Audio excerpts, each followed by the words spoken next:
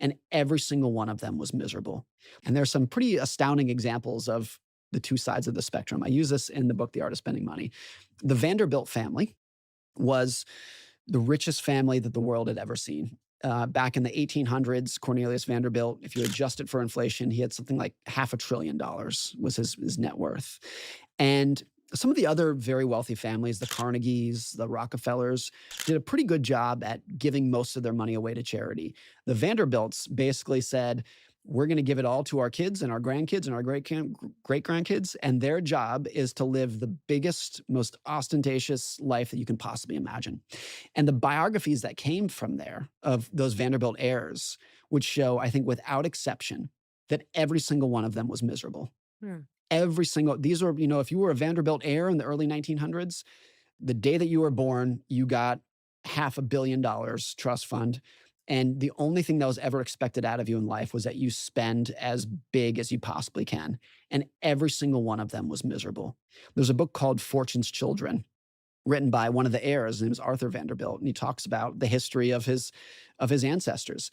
And it is one of the saddest books I've ever read, because these people are people who maybe you and I and people listening would look at and say, you're so lucky. I can't believe how lucky you got. You just got $1 billion the day you were born. And you read it and you say, like, I would never want that life, because they were very rich. They were the richest people in the world, but they had no independence. Everything was dictated about, even including who they were allowed to marry, was dictated by kind of the social circle of their family.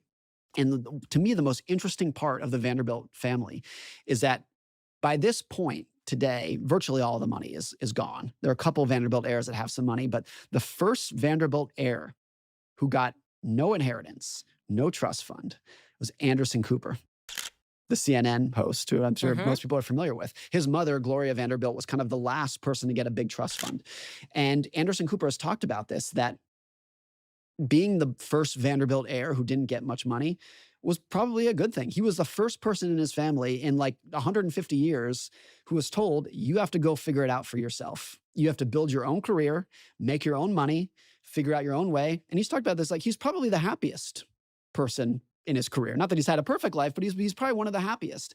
And I think that is, again, like if you look at the richest people, because the Vanderbilts were the richest people in the world and they had no wealth by my definition. They had no independence. They had no ability to live their own life. I think that's the difference between rich and wealthy.